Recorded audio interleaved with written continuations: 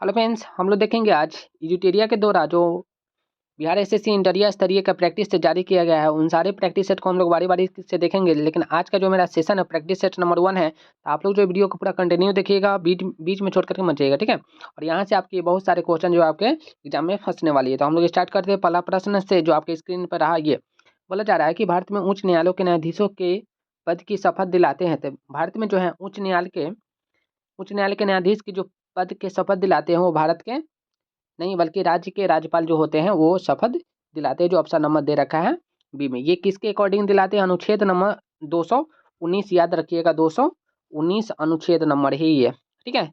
इसके द्वारा जो है भारत के जो राज्य के जो राज्यपाल होते हैं वो उच्च न्यायालय के न्यायाधीशों के पद की शपथ दिलाते हैं। नेक्स्ट प्रश्न, राष्ट्रपति और उपराष्ट्रपति के चुनावों के संबंधित चुनावी विवादों का निपटारा करता है। तो ये निपटारा जो है कौन करता है? तो ये किया जाता है आपका ऑप्शन नंबर सी हो जाएगा, भारत का सर्वोच्च न्यायालय, ठीक है। सर्वोच्च न्यायालय इसका राइट आंसर हो जाएगी, जो अनुच्छेद 71 के तहत ये बात बोली जाती है, ठीक है। अनुच्छेद 71 याद रखिएगा। चलिए नेक्स्ट प्रश्न की तरफ हम लोग चलेंगे। भारत में संविधान में कल्याणकारी कल्याणकारी राज्य का आदर्श निहित है। तो इसका राइट आंसर क्या हो जाएगी? इसका राइट आंसर हो जाएगा आपका ऑप्शन नंबर डी, राज्य का नीति निर्देशक तत्व, ठीक है। और राज्य के नीति निर्देशक तत्व जो है कहाँ से ली गई है? तो आयरलैंड से ली गई है। और इसकी बात संविधान के किस अनुच्छेद में किया गया है? तो अनुच्छेद 36 से लेकर के 51 में किया गया है, जो भारत के संविधान भाग 4 में दे रखा है, ठीक है। चलिए नेक्स्ट प्रश्न की तरफ चलेंगे। भारत में मताधिकार और निर्वाचन होने का अधिकार है, ये आपकी कैसी अधिकार है? ये आपका जो है ना आपका संवैधानिक अधिकार है, जो ऑप्शन नंबर दे रखा है डी में। कैसी अधिकार है? संवैधानिक अधिकार है, जो ऑप्शन नंबर डी में दे रखा है। नेक्स्ट प्रश्न की तरफ चलेंगे। नेक्स्ट प्रश्न है, निम्न में से कौन सा सिविल सेवा बोर्ड के पदेन अध्यक्ष होते हैं? तो इसका राइट आंसर हो जाएगा ऑप्शन नंबर जो दे रखा है डी में, कैबिनेट सचिव।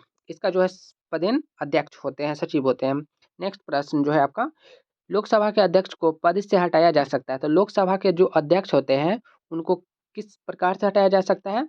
तो लोकसभा के सभी सदस्यों को बहुमत के पारित के प्रस्ताव के द्वारा जो है लोकसभा के अध्यक्ष को हटाया जा सकता है। जैसे कि आप लोग को पता है संविधान में जो है आपका लोकसभा राज्यसभा का किस में बात किया गया है? तो 79 और 80 में, अनुच्छेद 79 और 80 में लोकसभा और राज्यसभा की बात की गई है। नेक्स्ट प्रश्न की तरफ चलेंगे, जो आपके सामने ये रहा। बोला जा रहा है कि भारत का संविधान गणतंत्रात्मक है, क्योंकि यह क्या है? तो ये जो है आपका कोई वंशानुगत शासन नहीं है। जहाँ पे वंशानुगत शासक होता है वो आपका गणतंत्रात्मक देश नहीं होता। जैसे कि इंग्लैंड जो है आपका, वहाँ पे जो है ना वंश के आधार पे राष्ट्रपति बनाया जाता है। जिस देश का राष्ट्रपति इलेक्टेड हो उस देश को हम लोग बोलते हैं गणतंत्र देश। जैसे कि मेरा इंडिया जो है गणतंत्र दिवस है, हम लोग जो है 26 जनवरी को गणतंत्र दिवस के रूप में मनाते हैं। नेक्स्ट प्रश्न आपके सामने है, गांधी को चंपारण आने का आमंत्रण किसने दिया था? तो ये जो आमंत्रण दिया गया था राजकुमार शुक्ल के द्वारा दिया गया था 1917 में। 1917 में गांधी जी जो है ना चंपारण जाकर के चंपारण सत्याग्रह स्टार्ट किए थे।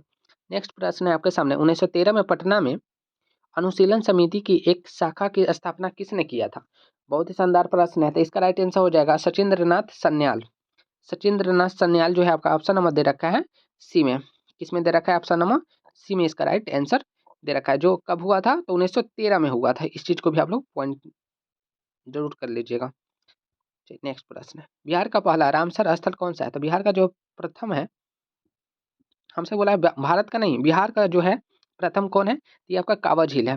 कहाँ पे है कांवर झील? जो कहाँ पे पड़ती है? तो बेगूसराय में पड़ती है। इस चीज को आप लोग जरूर याद रखिएगा। चलिए नेक्स्ट प्रश्न आपके सामने है, भारत का पूछा जाए तो चिल्का झील याद रखिएगा। निम्नलिखित में से कौन सी सभ्यता अपने नगर नियोजन के लिए प्रसिद्ध है? तो कौन सा है वो सभ्यता नगर नियोजन के लिए वो आपका प्रसिद्ध है?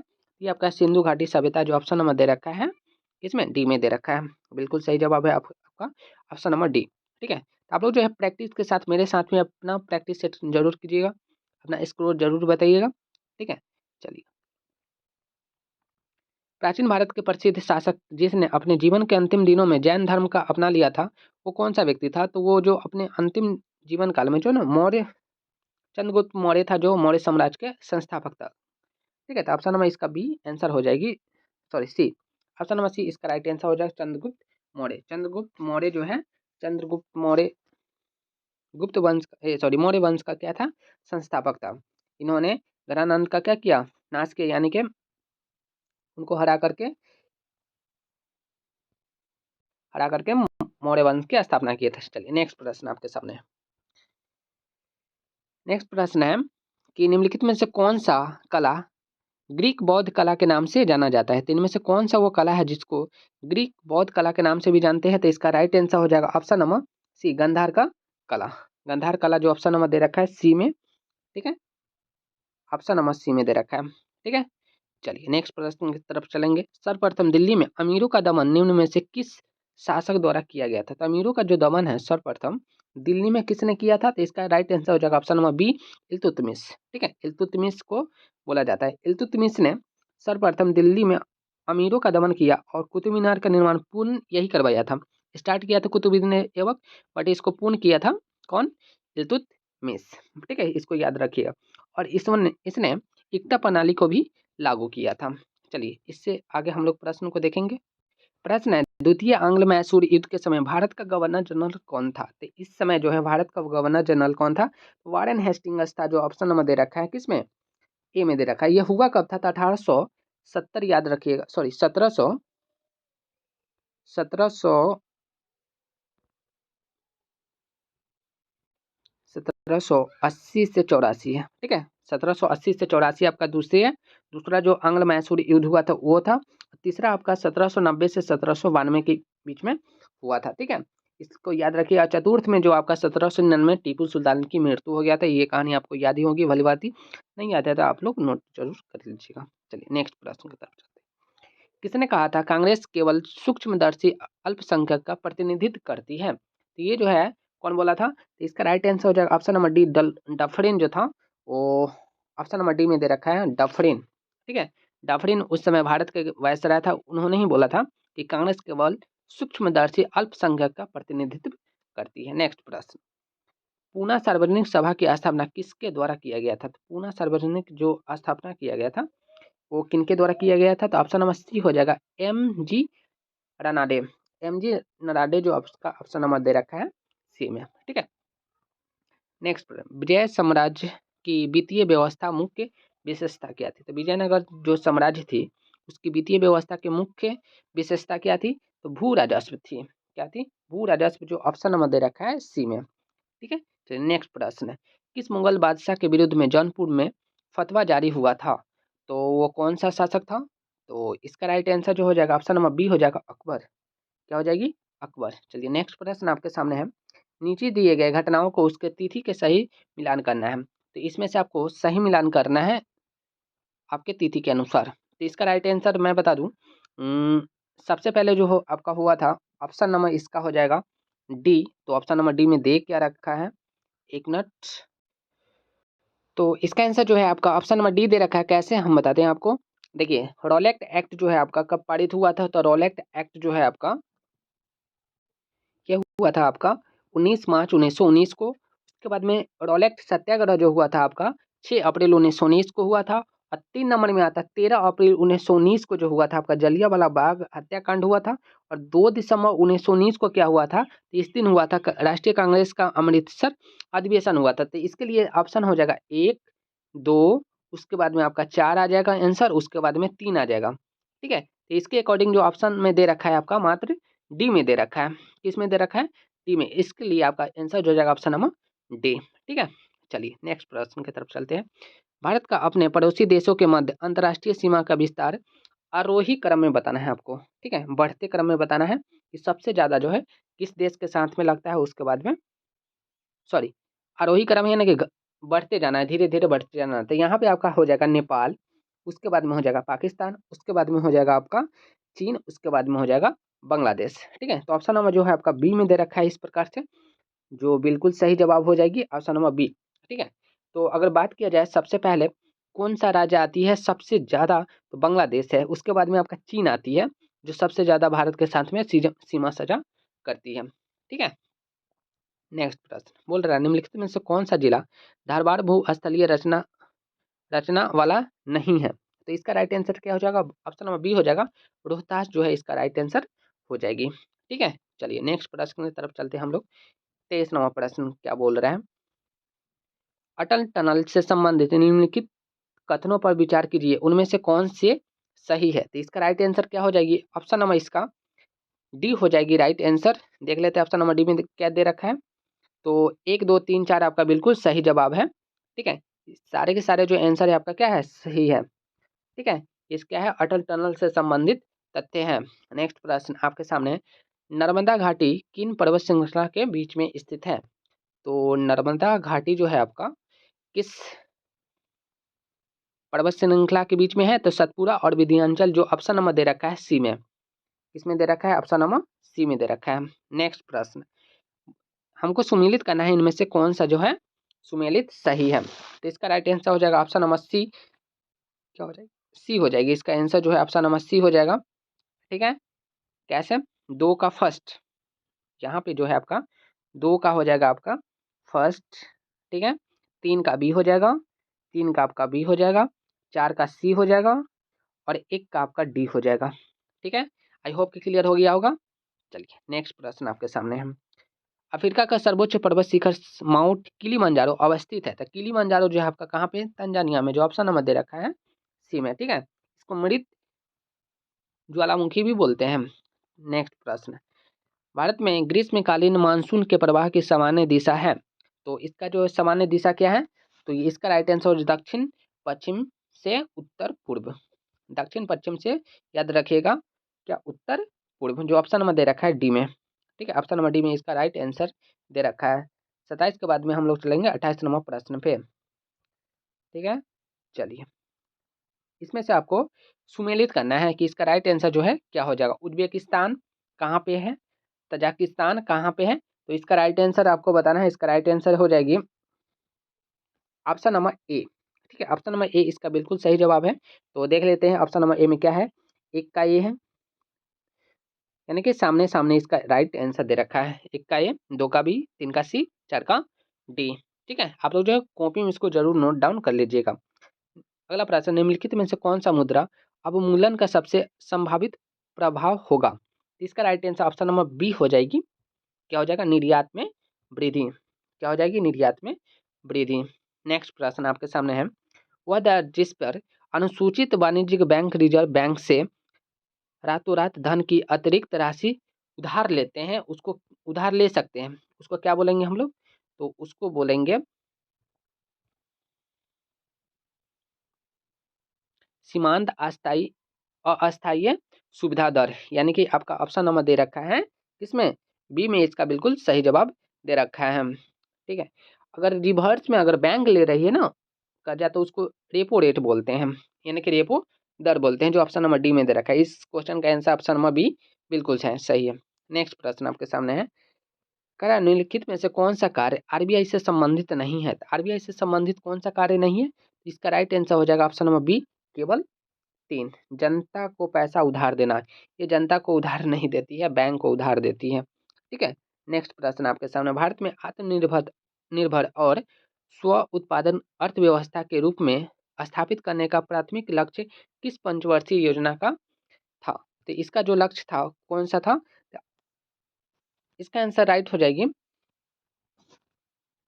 सी, जो तृतीय पंचवर्षीय योजना के अंतर्गत आती है। ठीक है, इसका राइट आंसर हो जाएगा ऑप्शन नंबर सी। नेक्स्ट प्रश्न है कि राष्ट्रीय आय लेखांकन का जन्मदाता किसे कहा जाता है। तो इसका राइट आंसर क्या हो जाएगा, इसका राइट आंसर हो जाएगा option number D, Simon cuisine nets. ठीक है, इसका राइट आंसर हो जाएगा option number D, Simon cuisine nets. Next प्रश्न है, नेक्स्ट प्रश्न क्या, अंतर्राष्ट्रीय मुद्रा कोष एवं विश्व बैंक का मुख्यालय कहाँ पे है। तो इसका राइट आंसर कहाँ पे है, वाशिंगटन डीसी में है। वाशिंगटन डीसी में, जो ऑप्शन नंबर दे रखा है किसमें, डी में दे रखा है। ठीक है, याद रखिएगा option number D, Washington DC. Next प्रश्न आपके सामने, प्रश्न है, भारत में कृषि उत्पादों से संबंधित बाजार का विनिमय कौन करता है। तो ये कौन करता है, इसका right answer option number C हो जाए, कृषि उत्पाद बाजार समिति अधिनियम, जो ऑप्शन नंबर दे रखा है किसमें, सी में दे रखा है। ठीक है, नेक्स्ट प्रश्न आपके सामने, भारत ने किस देश को भेंट के में 20 ब्रांड गेज रेलवे इंजन उपहार में दिया है। तो इसका राइट आंसर हो जाएगा ऑप्शन नंबर क्या, बी, बांग्लादेश। ठीक है, ये जो आपका 23 मई को दिल्ली में हुए सम्मेलन भारत तथा बांग्लादेश में हुए थे उसमें रेल मंत्री शामिल हुए थे, जिसमें से यह इंजन उपहार स्वरूप देने की घोषणा की गई थी। ठीक है, नेक्स्ट प्रश्न आपके सामने, भारत सरकार ने वर्ष 2023-24 के साधारण धान के लिए कितना न्यूनतम समर्थन मूल्य यानी कि एमएसपी निर्धारण किए हैं? तो इसका राइट आंसर क्या होगी आपको बताना है। इसका right answer option number C हो जाएगी 2183 रुपया। 2183 रुपया जो है इसका मिनिमम एमएसपी निर्धारण किया गया है। नेक्स्ट प्रश्न है किस मंत्रालय द्वारा पोषण भी पढ़ाई भी कार्यक्रम की शुरुआत की गई थी? तो इसका राइट आंसर है पोषण भी पढ़ाई भी, तो ये है केंद्रीय महिला एवं बाल विकास मंत्रालय, जो ऑप्शन नंबर दे रखा है बी में। नेक्स्ट प्रश्न है चंद्रयान-3 जिसे हाल ही में प्रक्षेपित किया गया है का कुल वजन कितना था? तो ये आपका करंट का क्वेश्चन है, कितना इसका वजन था? इसका राइट आंसर 3900 किलोग्राम था इसका राइट आंसर। ठीक है, नेक्स्ट प्रश्न आपके सामने है विश्व पर्यावरण दिवस 2023 का थीम क्या था? तो विश्व पर्यावरण दिवस का जो आपका थीम था, ये इसका थीम था प्लास्टिक प्रदूषण से समाधान। ठीक है, इसका राइट आंसर था क्या? प्लास्टिक प्रदूषण से समाधान। नेक्स्ट प्रश्न है हाल ही में किस देश के दुबराज चावल को जीआई टैग दिया गया है? तो इसका राइट आंसर क्या है? छत्तीसगढ़। छत्तीसगढ़। अच्छा, बिहार के लिए क्या दिया गया है? तो माचा चावल का जीआई टैग दिया गया है। मध्य प्रदेश में रीवा आम का दिया गया है। लद्दाख के लिए सिंह स्कोस का दिया गया है और उत्तर प्रदेश में हाथरस की हिंग के लिए दिया गया है। तो इस चीज को आप लोग नोट डाउन जरूर कर लीजिएगा। चलिए, ठीक है, नेक्स्ट प्रश्न है आपके सामने निम्नलिखित में से राज्य एवं उनके राज्यपाल का कौन सा सही सुमेलित नहीं है? तो इसमें से बताना है राज्यपाल कौन सा है जो सुमेलित नहीं है। तो ऑप्शन नंबर सी इसका सुमेलित नहीं है। क्या है आपका? ऑप्शन नंबर सी इसका राइट आंसर हो जाएगी। बाकी सबके सब जो है राज्यपाल बिल्कुल सही है। ठीक है, तो त्रिपुरा का एक्चुअली में है कौन? तो त्रिपुरा का जो है गुरमीत सिंह है। सॉरी, गुरमीत सिंह नहीं, ये आपका गुरमीत सिंह कहाँ का है? तो ये आपका उत्तराखंड का है। ठीक है, ये आपका त्रिपुरा का कौन है? तो सत्यदेव नारायण है। ठीक है, सत्यदेव नारायण आर्यन इनका नाम याद रखिएगा। त्रिपुरा का है क्या? राज्यपाल। नेक्स्ट प्रश्न आपके सामने है आईसीसी क्रिकेट वर्ल्ड कप 2023 में कुल कितने टीमें ने भाग ले रही है? तो इसका राइट आंसर जो है ऑप्शन नंबर बी 10। ठीक है, ऑप्शन नंबर बी इसका राइट आंसर हो जाएगी। नेक्स्ट प्रश्न है हाल ही में बिहार का नया महाधिवक्ता किसे नियुक्त किया गया है? तो महाधिवक्ता जो है किसे नियुक्त किया गया है? तो पी के शाही को क्या है? अटॉर्नी जनरल ऑफ बिहार को नियुक्त किया गया है। नेक्स्ट प्रश्न है आपके सामने कि साहित्य के क्षेत्र में नोबेल पुरस्कार 2023 से किसे सम्मानित किया गया है? तो साहित्य के क्षेत्र में किन्हें सम्मानित किया गया है? जॉन फॉसे को ये ऑप्शन नंबर दे रखा है बी में। ठीक है, 5 अक्टूबर 2023 को स्वीडिश अकादमी द्वारा नोबेल पुरस्कार 2023 की घोषणा की गई थी, जिसमें से आपका जॉन फोसो को क्या दिया गया था? साहित्य के क्षेत्र में दिया गया था नोबेल पुरस्कार। नेक्स्ट प्रश्न नागेबाजा शब्द वाली किस खेल से संबंधित है? तो नागेबाजा जो आपका खेल है वो किस खेल से संबंधित है? तो जूडो से आपका ये संबंधित है। नेक्स्ट, इससे रिलेटेड एक क्वेश्चन और है कैडी जो है किस खेल से संबंधित है? तो गोल्फ से याद रखिएगा। ठीक है, गोल्फ से कौन है? कैडी याद रखिएगा। ठीक है, शतरंज से पूछ दिया जाएगा तो आप लोग नाइट याद रखिएगा। चलिए, नेक्स्ट प्रश्न आपके सामने है। प्रश्न है प्रोलॉग किस पीढ़ी की कंप्यूटर भाषा है? तो प्रोलॉग जो है आपका किस पीढ़ी का है? तो ये आपका पंचम पीढ़ी का यानी कि पंचमा पीढ़ी, जो ऑप्शन नंबर दे रखा है डी में। नेक्स्ट प्रश्न है अंतर्राष्ट्रीय कृषि विकास कोष का मुख्यालय कहाँ पे स्थित है? तो अंतर्राष्ट्रीय कोष विकास का जो मुख्यालय है आपका ऑप्शन नंबर ए रोम में स्थित है। नेक्स्ट प्रश्न है आपके सामने नक्टा लोक नृत्य कहाँ किस राज्य से संबंधित है? तो ये आपका नक्टा जो है आपका ऑप्शन नंबर बी हो जाएगी, महाराष्ट्र से संबंधित है। नेक्स्ट प्रश्न है निलिखित बनारजी का संबंध किस वाद्य यंत्र से है? तो निलिखित जो है आपका ये आपका है सितार से। ठीक है, बिस्मिल्लाह खां किससे संबंधित है? शहनाई से। अल्लाह खा अल्लाह रखा जो है आपका किससे संबंधित है? तबला से। हरिप्रसाद चौरसिया जो है आपका बांसुरी से है। भजन सोपारी जो है आपका संतूर से है। और इंद्रलाल अडाना जो है आपका पंखा वज से है। तो इस पॉइंट को भी आप लोग नोट डाउन जरूर कर लीजिएगा। ठीक है, डीसी जनरेटर किस सिद्धांत पर कार्य करती है? तो डीसी जो है आपका फैराड के विद्युत चुम्बकीय सिद्धांत पर प्रेरण सिद्धांत पे काम करती है, जो ऑप्शन नंबर दे रखा है सी में। ठीक है, ऑप्शन नंबर सी में इसका बिल्कुल सही जवाब है। नेक्स्ट प्रश्न है प्रकाश के वन विक्षेपण के लाल रंग का प्रयास होती है, यानी कि उसका रेंज जो है कितना होता है, तो इसका आंसर हो जाएगा 62 से लेकर के 7800 एंगस्ट्रम। ठीक है, ये आपका जो है इसकी होती है। अगर पूछ दिया जाए सबसे कम किसकी होती है वन विक्षेपण, तो इसका राइट आंसर हो जाएगा ऑप्शन नंबर, सॉरी यहाँ पे तो ऑप्शन है नहीं, तो ये हो जाएगी बैगनी। बैगनी का जो प्रयास होती है 3900 एंगस्ट्रम से लेकर के 4460 एंगस्ट्रम होता है। तो लाल और याद रखिएगा बैगनी का। ठीक है, यही दोनों क्वेश्चन जो है आपसे बार बार पूछी जाती है। नेक्स्ट प्रश्न है, ध्वनि ध्वनि की प्रबलता किसके द्वारा निर्धारण की जाती है। तो ध्वनि की जो प्रबलता है आपका किसके द्वारा, यानी कि उसका जो वाइब्रेशन है, एम्पलीट्यूड ऑफ वाइब्रेशन किस पे, यानी कि ऑप्शन नंबर ए इसका राइट आंसर हो जाएगी। ध्वनि की प्रबलता इस पे निर्भर करती है। ठीक है, नेक्स्ट प्रश्न है आपके सामने, जल के विद्युत अपघट्य के समय में बैटरी के ऋणात्मक टर्मिनल से जुड़े इलेक्ट्रोड पर निम्न में से कौन सी गैस बनती है। तो ये हाइड्रोजन गैस बनती है। कौन सा गैस बनता है, हाइड्रोजन गैस बनता है। नेक्स्ट प्रश्न है आपके सामने, लाल रंग की वस्तु लाल क्यों दिखाई देती है। तो लाल रंग की जो वस्तु होती है लाल क्यों दिखाई देती है, तो ये दिखाई देती है परावर्तन के कारण। ठीक है, लाल रंग को परावर्तित करता है, इसके कारण जो है ये लाल दिखाई देती है। नेक्स्ट प्रश्न है, कार्य का मान किन किन स्थितियों में शून्य हो सकता है। तो कार्य का जो मान है किन किन स्थितियों में शून्य हो सकता है, तो बी एंड सी इसका राइट आंसर हो जाएगी, यानी कि जब आरोपित बल शून्य हो, जब बल एवं विस्थापन की दिशा परस्पर लंबवत हो, यानी कि ऑप्शन नंबर डी इसका राइट आंसर हो जाएगा।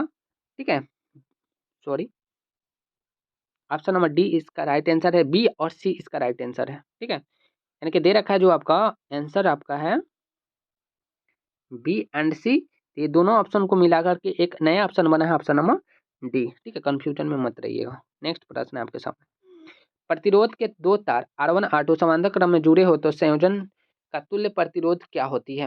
बहुत ही शानदार प्रश्न है, इसका राइट आंसर हो जाएगी ऑप्शन नंबर सी। ठीक है, ऑप्शन नंबर सी इसका राइट आंसर हो जाएगी। नेक्स्ट प्रश्न है आपके सामने में, निम्नलिखित में से किस विद्युतीय चुंबकीय विकर्णों में सबसे लंबे तरंग दैर्घ्य होती है। तो ये आपका किसका होता है, तो रेडियो तरंग की होती है। रेडियो तरंग की होती है, जो ऑप्शन नंबर दे रखा है ए में। किस में दे रखा है, ऑप्शन नंबर ए में दे रखा है। ठीक है, नोट डाउन जरूर कीजिएगा। नेक्स्ट प्रश्न, निम्नलिखित में से कौन सा एक मिश्रण का उदाहरण है। तो इसमें से आपको बताना है मिश्रण का उदाहरण कौन है, तो इसका आंसर हो जाएगा ऑप्शन नंबर ए इस्पात। ठीक है, नेक्स्ट प्रश्न है, कार्नोलाइट किस धातु का अयस्क है। तो कार्नोलाइट जो है आपका पोटेशियम का एक धातु है। किसका है, पोटेशियम, इसका राइट आंसर हो जाएगी, ऑप्शन नंबर ए में दे रखा है। नेक्स्ट प्रश्न है, हीलियम के नाभिक में होते हैं। तो हीलियम के जो नाभिक होते हैं उसमें क्या होते हैं, 2 प्रोटॉन और 2 न्यूट्रॉन होते हैं, जो ऑप्शन नंबर दे रखा है किसमें, ये दे रखा है आपका ऑप्शन नंबर डी में, 2 प्रोटॉन और 2 न्यूट्रॉन। नेक्स्ट प्रश्न है, क्रोमैटोग्राफी की तकनीक का प्रयोग होता है। तो क्रोमैटोग्राफी का जो प्रयोग होता है वो रंगीन रसायन के मिश्रण से पदार्थ को अलग करने में किया जाता है, जो ऑप्शन नंबर दे रखा है डी में। ठीक है, ऑप्शन नंबर डी में इसका राइट आंसर है। नेक्स्ट प्रश्न है, माणिक्य और नीलम रासायनिक रूप से होते हैं। तो माणिक्य और नीलम जो है आपका मुख्य रूप से किस में होते हैं, रासायनिक रूप से, तो इसका आंसर हो जाएगा option number D, aluminium oxide में। ठीक है, aluminium oxide option number D में दे रखा है। नेक्स्ट प्रश्न है, जर्मन सिल्वर में चांदी का प्रतिशत होता है। तो जर्मन सिल्वर में जो है आपका 0% होता है। ठीक ना, जर्मन सिल्वर में चांदी का कोई प्रतिशत मात्रा होता ही नहीं है। क्वेश्चन है, निम्नलिखित में से किस पदार्थ की विशिष्ट ऊष्मा सर्वाधिक होती है। तो इसका राइट आंसर बताना है आपको। इसका राइट ऑप्शन नंबर सी हो जाएगा, अल्कोहल। क्या हो जाएगी, अल्कोहल हो जाएगी। नेक्स्ट प्रश्न है, ऑक्सीजन के संबंध में निम्नलिखित में से कौन सा कथन सत्य है। तो इसमें से आपको बताना है कथन जो है कौन सा सत्य है। तो एक से अधिक इसका आंसर है। ठीक है, ऑक्सीजन, ठीक है, इसका आंसर हो जाएगा एक से अधिक, जो ऑप्शन नंबर दे रखा है डी में, यानी कि ऑप्शन नंबर ए भी सही है, बी भी सही है, इसलिए ऑप्शन जो है इसका ऑप्शन नंबर डी हो जाएगा, एक से अधिक आंसर सही है। नेक्स्ट प्रश्न है आपके सामने, मस्टर्ड गैस का उपयोग किया जाता है। तो मस्टर्ड गैस का जो उपयोग किया जाता है कब किया जाता है, तो ये आंसर हो जाएगा ऑप्शन नंबर रासायनिक युद्ध में। रासायनिक युद्ध जब होता है तो इसका प्रयोग किया जाता है, जो ऑप्शन नंबर दे रखा है किसमें, ऑप्शन नंबर दे रखा है बी में। नेक्स्ट प्रश्न है आपके सामने, बोला जा रहा है कि निम्नलिखित में से कौन सा एक विस्फोटक नहीं है। तो इस पे विस्फोटक नहीं है। तो इसका राइट आंसर हो जाएगा नाइट्रोक्लोरोफॉर्म। नाइट्रोक्लोरोफॉर्म जो ऑप्शन नंबर दे रखा है किसमें, ए में दे रखा है। बाकी सब के सब जो है क्या है, विस्फोटक है। ठीक है, बाकी सब के सब क्या है, विस्फोटक है। नेक्स्ट प्रश्न है, पृथ्वी पर सबसे पुराना जीव कौन सा है। पृथ्वी पे अगर बात किया जाए सबसे पुराना जीवों की, तो वो कौन सा है, वो है नीला हरित शैवाल। ठीक है, नीला हरित शैवाल जो है आपका पृथ्वी से पे सबसे पुराना जीव है।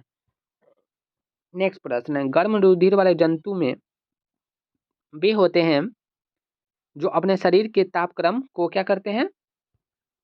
तो इसका राइट आंसर क्या हो जाएगा, इसका राइट हमेशा एक सा बनाए रखते हैं, हमेशा एक सा बनाए रखते हैं। इसका राइट आंसर हो जाएगा गर्म रुधिर वाले जंतु जो होते हैं ना, अपने शरीर को तापक्रम क्या रखते हैं, हमेशा एक बनाए रखते हैं।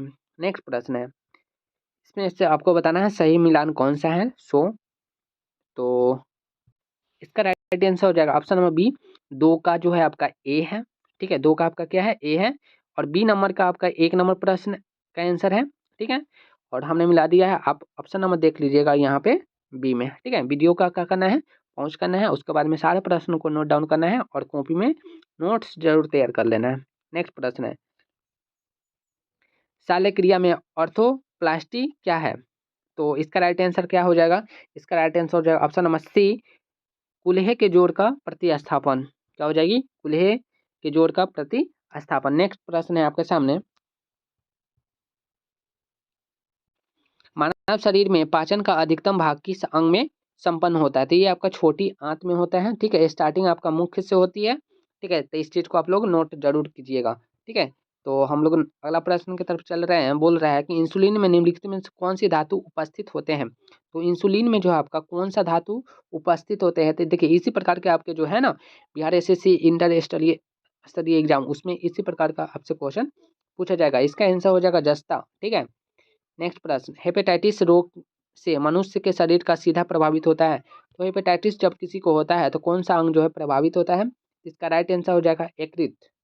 क्या हो जाएगी, यकृत हो जाएगी। ठीक है, तो इस प्रकार से हमने 75 क्वेश्चन को कंप्लीट किया। ठीक है, हो सकता है थोड़ी सा स्पीड रही होगी, तो इसके लिए आप लोग को क्षमा करना है। ठीक है, और नेक्स्ट वीडियो के लिए आप लोग वेट कीजिएगा। ठीक है, तब तक के लिए आपको वेरी वेरी थैंक यू।